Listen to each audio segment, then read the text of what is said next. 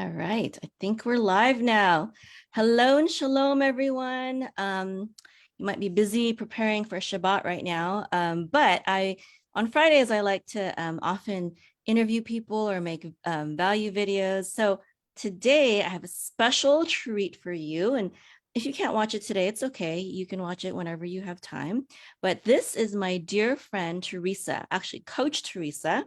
We're part of a business group, the same business group. So I'm very glad I got to know her because basically I'll let her introduce what she does and we'll talk more. So Coach Theresa, could you please explain to my friends on Facebook what you do and what inspired you on this path? Yeah, thanks, Mayim. I'm so blessed to have gotten to know you and what it is that you do. So I'm really honored to have this moment with your friends. Is that I'm a real estate investor and I've been doing this for over 35 years. And really, what inspired me is that my parents were both working full-time jobs, and I seen how miserable they were working all the time. And then they had to go on different shifts but otherwise I would have needed a babysitter. So, and then when it came to summertime, my dad's boss would decide how long we could go away. And then my mom's boss would decide when she could go on her breaks. And so when I started realizing very young, going like, I don't want that life for myself. So for me, that's why I made real estate investing so important, because I knew it was a way to become an entrepreneur, really. Awesome. Yeah. And you know what? It's really so I totally love inspiring people to become financially independent, build their own business and things like that. But after you have money, whether it's from your own business or whether it's from, a full-time job, it's really important to make wise investments with that money to prepare for your future, to prepare for the time when you can no longer work or run a business, or maybe you just want to retire, or maybe you just want to make a major purchase for yourself or your children. Or what if someone gets sick? That's whether you go the conventional modern medical route or you go holistic, it's going to take some money oftentimes. Good, healthy food and supplements, organic, meat, vegetables, etc. They cost a lot more. So being wise with your money is so important. And real estate is like one of the most, I would say it's the most solid investment you could ever make. We've invested in a few pieces of real estate, myself, my husband and I. And let me tell you, we did not have help. We did not have a coach. We had a video course, which was good to begin with, but it wasn't good enough to help us with all the major pitfalls. And so that's why I believe that what you do as a coach is so important. If you're going to be spending, hundreds of thousands of dollars on a piece of real estate, like you should have someone by your side that has done it successfully for years, helping you. I think that's just smart. You know what I mean? And that's the value of coaches. That's why I coach. And that's also a way to get the maximum knowledge. It empowers you when you hire a coach. When you just hire someone to do it for you, you're not very empowered. And what if that person makes mistakes? What if that person doesn't have your best interest? But a coach will always have your best interest because they're not paid commission or anything like that. They're the way that they succeed is when they help you succeed. So with that, I would like to ask you how, if you could explain this, because this is really important. When picking any kind of coach, whether it's a real estate coach or holistic health coach like myself, what makes your approach different from the other ones on the market? Besides the fact that I love you, and I don't know many other ones besides you. And you're my friend. And I love you too. Seriously, like I love what you're doing and how your approach is to coaching. And what I really, really want people to know is that it's so easy to lose money in real estate. And whether you're going to buy your first property, because I think we can agree, Mayim, that literally your biggest purchase you're ever going to make in your life is a house. That's the single most expensive purchase you will ever make. And some people just think and that they can just go in, they're just going to buy on an MLS system, or they're going to go to a real estate agent and they're just going to go and buy a house. They're going to go to the bank. They're going to get the money and live happily ever after.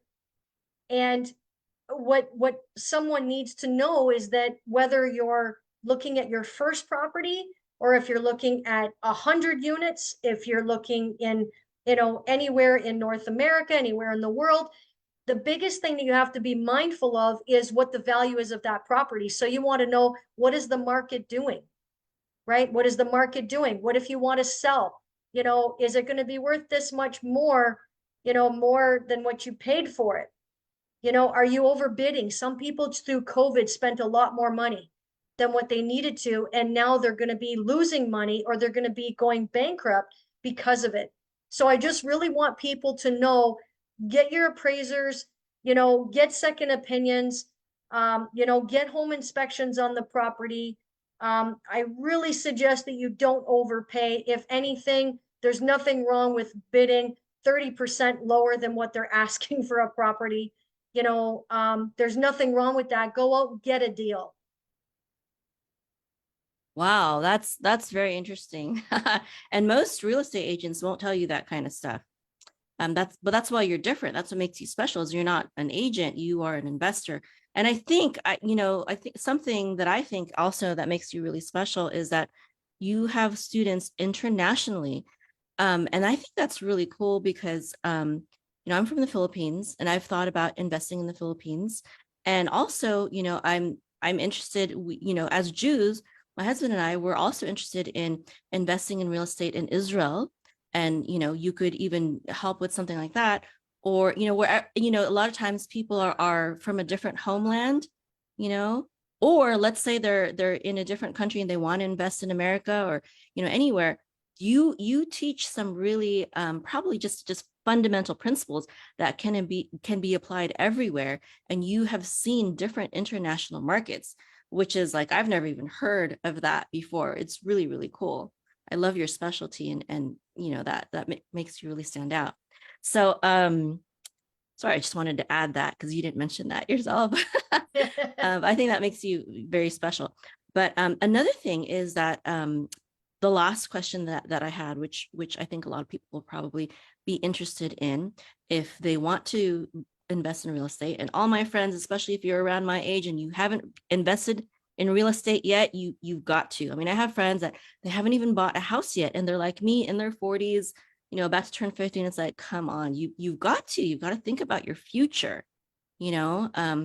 so if they're interested in starting in real estate investing, what are some immediate steps that they could take to start their path? I would basically start off with, if they're looking at acquiring their own property, I would say going to a bank, maybe going to a credit union, maybe going to a mortgage broker and finding out how much they can qualify for. And then they're also, those particular professionals are going to tell them how much of a down payment that they need to be able to acquire a piece of real estate. So I would say that would be the first one. The second one would be is either finding properties that are currently on the market, we'll say through a real estate company. I would suggest finding properties that have been on sale for longer, because then you have a more of a motivated seller. There's a good chance that you can get that property cheaper.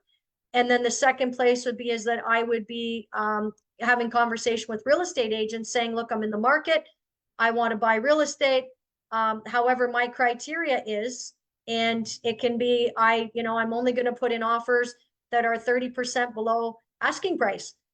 And that's, and I know, and I love when people are laughing and smiling, because I keep getting told that's not possible. People aren't going to take my offers.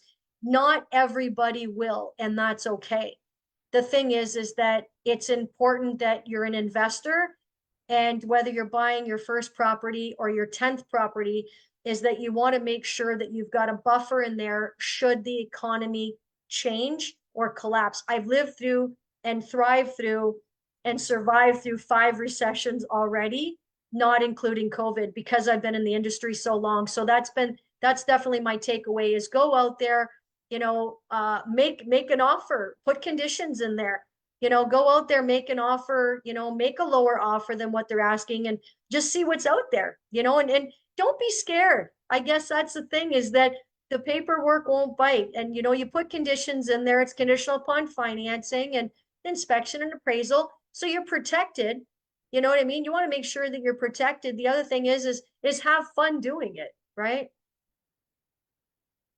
Have fun, but we be wise, because those are big ticket items there. And so if someone wants to get expert help from you, what is the best way that they can get in contact? Yeah, I would say my email, Coach Theresa Beneteau at gmail.com. The website, or I'm sorry, the email address that I have on the screen would be the best. And I'd be more than happy to guide anyone, or just even answer a few questions. So I really, really appreciate this opportunity. Okay, that's awesome. Thank you so much for everything that you do. And, may God continue to bless you in your efforts as you help others make wise decisions with their money. Thank you. Bye-bye. Thank you. Okay. Have a great weekend, Theresa. Okay, Bye. thank you. You too. Bye.